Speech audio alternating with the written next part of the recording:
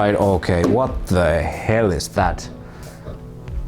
Oh, hi there, I almost didn't notice you over there. Why are you standing behind my back? That is kinda creepy. Okay, let's get to the topic. Today I'm going to talk about Rode microphones.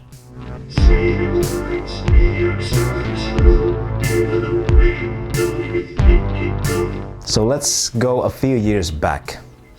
In 2014, I was upgrading my camera equipment.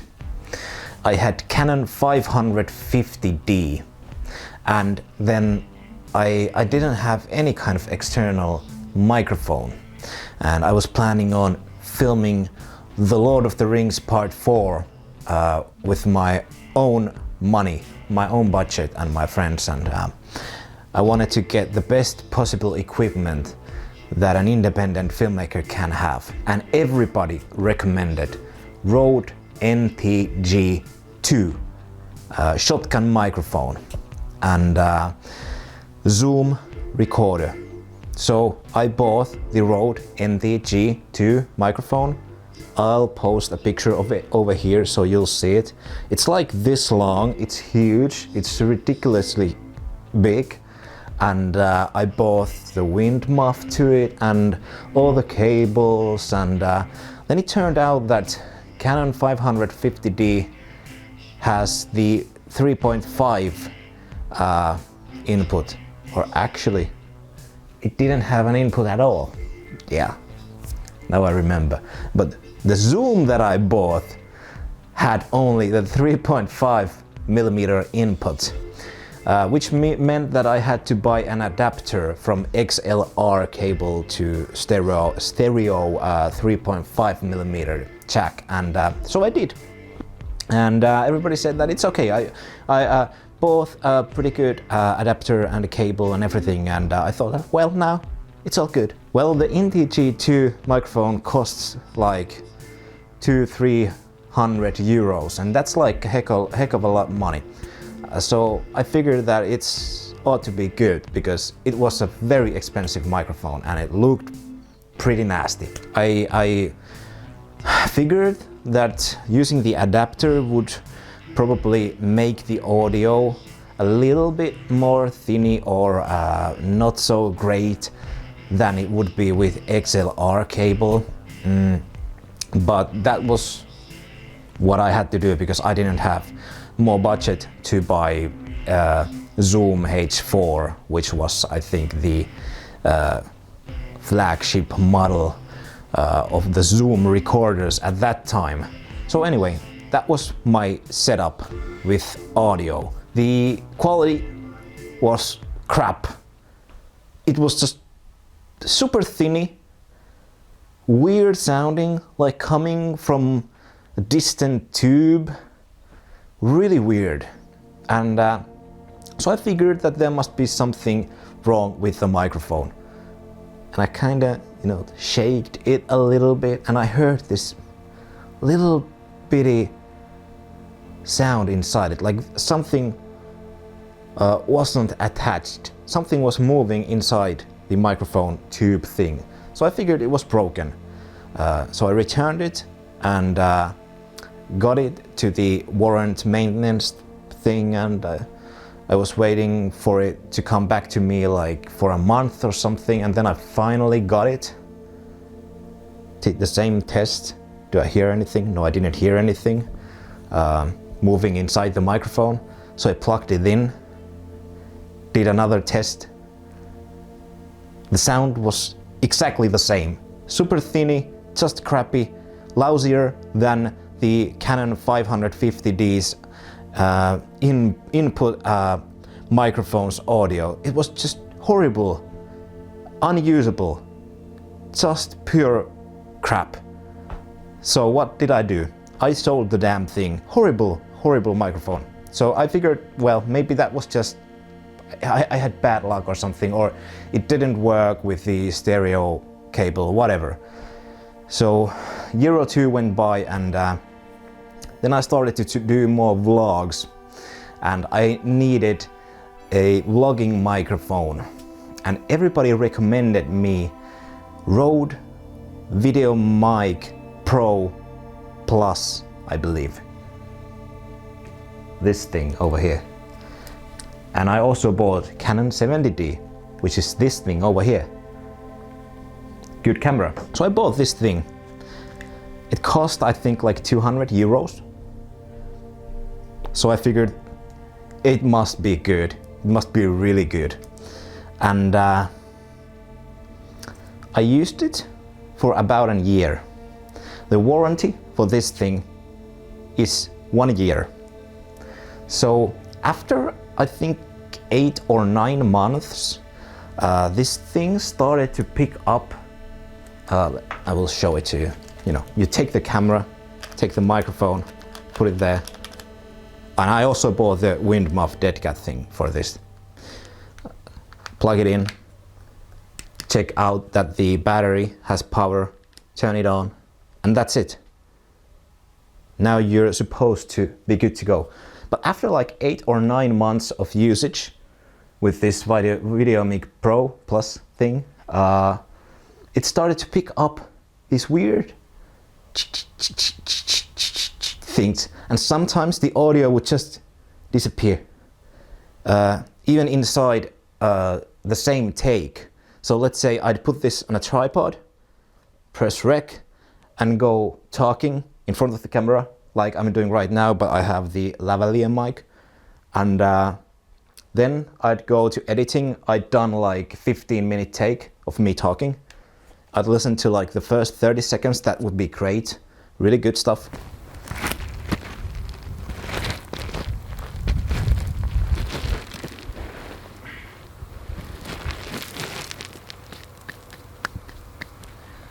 Mikä mun mielestä on mielenkiintoista on se, että poliisi ei koskaan julkaissut minkäännäköistä sellaista niinku havainepiirrosta tai kuvailut tästä tekijästä, ja koko illan tapahtumista on ollut niin hämäriä sen takia, että hän on ollut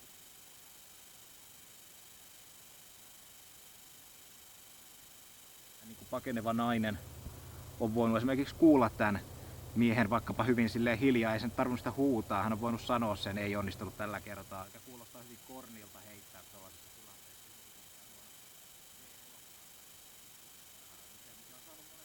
The audio would go like, and the line would be just pretty much a straight line, and then there would be like some distant electric noises and stuff like that, and maybe some distant sound of me speaking, but that's it.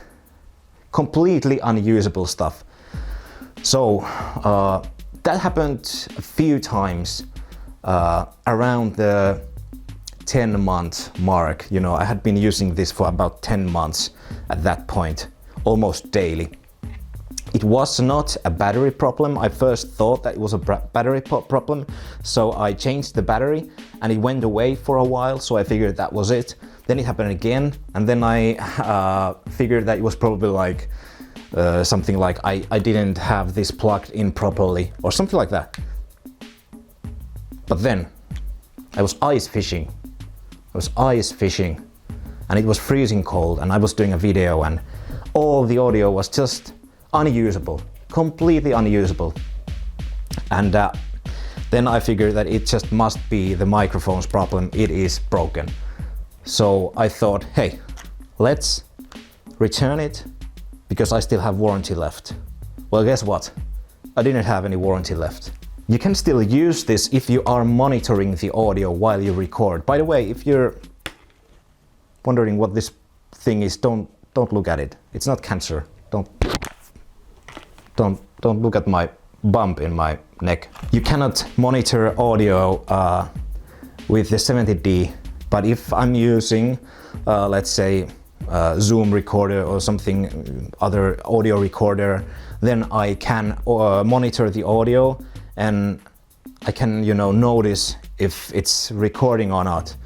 But when I'm doing like a YouTube video like this, I cannot monitor the audio, so this is useless. And most of the times I'm using this camera or that camera, and neither one of these, the Sony 6300 or the 70D, does not have the ability to monitor the audio while recording. So yeah, I have no use for this. I cannot trust it, it's useless. So we come to this year, or actually the year before, 2019. But right now, when I'm filming this video, it's 2019. My friends, people who make YouTube videos and other YouTubers, I noticed, they all used, once again, Rode, but not this one, not the incredible big shotgun mics. They use Rode Videomicro, the small, tiny, furry thing, which looks pretty cute and has this red shoe or whatever, you know, this thing where it is, and it looks very cool, and everybody says that it's like the best microphone ever and you should buy it too. That cannot be any better because it's the same brand, and I didn't like the two microphones that cost like 10 times more, so how could this be better? But I did buy this anyway. So is it better than this one or the NTG-2? Have I had great experiences using this? You probably know it already, but I will show it to you. I will show you what are some of the problems with this thing. First of all, you take the damn thing, you're supposed to just put it there, twist, take this thing, open this up, put it in there, and then you should be ready to go. No battery, nothing, right? Turn this thing on, and then you're ready to shoot, right? Yeah, I did that. I really did. But we have a few problems. First of all, the wind muff thing over here. It's now there pretty good because I used glue to make it stuck. But just a few weeks ago, every time, I had to like push this thing over here like, then I'd do this, like just this, not this, but just a little bit. Just turn it a little bit down, a little twist, and it wouldn't fall down. I've heard problems with this thing just falling down. I never had that, but it would just fall so that it would be hanging from the top of the microphone. And like this big of a part of the microphone would be exposed to the wind and the sun and everything. So this thing was completely useless, and when I'm vlogging like this, I cannot see if it was like on like it should be, or if it had come off a little bit. And I was recently just in New York and I filmed a lot of stuff with this, and this thing wasn't yet glued on. And then I came back home and I looked all the footage that I had, like hours of footage, and like half of the times the freaking little pet over here wasn't even on. And people were like, I was walking the Brooklyn Bridge and there was like people asking me like, what is that thing on top of the camera? What's that little thing on top of the camera? Oh, it's a microphone. Oh, cool. Meaning this. I don't know. It didn't help me with the wind at all. A lot of the footage, the audio that I have is completely ruined. I'm trying to shoot Lord of the Rings Part 4 over here. Okay. So right now I'm walking towards Brooklyn and I am at Williamsburg Bridge. I have no idea. I carried this thing with me like a crazy man, but it wasn't even attached to the microphone properly. So a lot of the audio that I got is completely ruined. Because I thought that a company like Rode, when they, sell a microphone with a wind muff inside the package, that it would actually fit the microphone and stay there. Like, I trusted you, Rode. I really did. But no, you should never trust Rode. After the third microphone, I have now learned this. And that is not the only problem. That is a huge problem, but that could be fixed. And I did fix it now. with the super glue, which I just put there like a heck of a lot, and goodbye warranty, I guess. But now it works, it doesn't come off. Okay, but then we have another problem, which is this. You plug it in and then you go walking. You see? You see what happens? Ding ding ding ding ding ding ding ding ding ding ding. A lot of the audio that I have over here from New York, when I'm walking, I hear this tick tick tick tick tick. It's really annoying, and it's like huge spikes all over the timeline. And it's clipping, the audio is clipping, and it's like ding ding ding ding ding ding ding. And I'm not like shaking this thing, but when you're walking, it does this tiny thing.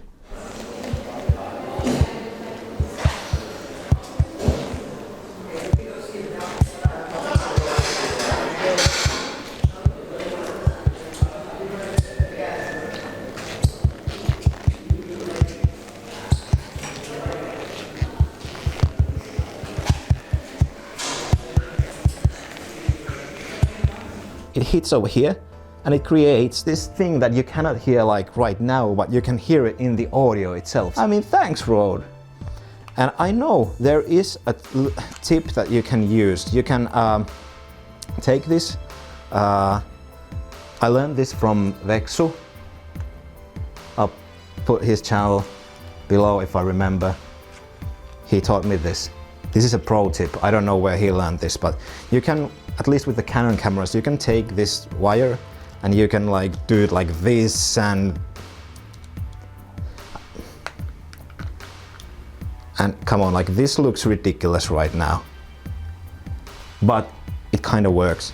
Now it doesn't do the shaky thing, but I mean, this ought to like bend this thing even more. So now if I use it like this rubber thing gets even more looser. So I mean, it's kind of a solution, but kind of not, kind of just makes it worse.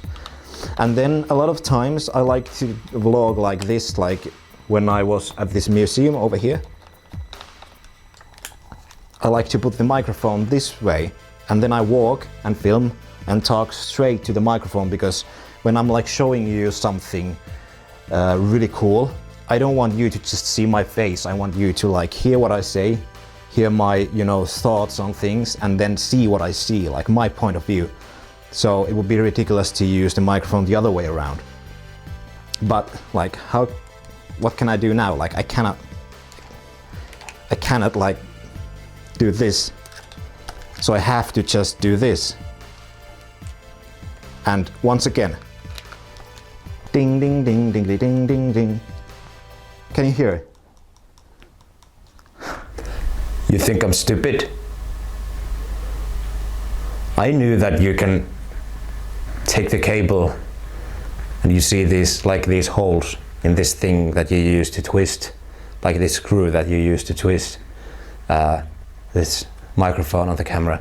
And there are these holes that you can like take the cable and then press it to any of these holes, and then it doesn't do that thing anymore. So I knew it. I knew it while I was filming this video. I mean the previous part of this video. I'm not stupid. But just, you know, to be serious for a moment, I didn't know that while I was filming that part. I've only had this for a few months, this microphone, and I should have realized that this was an option. For somehow I just didn't until now, and I have to tell for you, all you viewers who probably furiously already are writing comments, that you just didn't use it right. I did take it off and try to press it, but it just didn't go, and this thing was basically just way too loose. So it was a manufacturing error. That's why I have to glue it in. I probably would have gotten a new one from the factory if I would have complained and returned it, but I just didn't have the time and patience to do that. But it's great to know now that I can put the cable here, but it still is something that I'm not completely sure about. because there are still some hassle that I need to do, and you know, this cable is going to be here at the front of me, you know, and doing all kinds of mess. And then sometimes I want to do this, that like I said, I want to turn the microphone many times backwards, because I'm usually filming outside in the outdoors, you know, nature, whatever, and the situations come fast, and I might have to do this multiple times a day, you know, pressing the cable here and taking it out. And I'm pretty sure that this cable is gonna fall apart at some point, doing this all the time, like dozens of times during a day.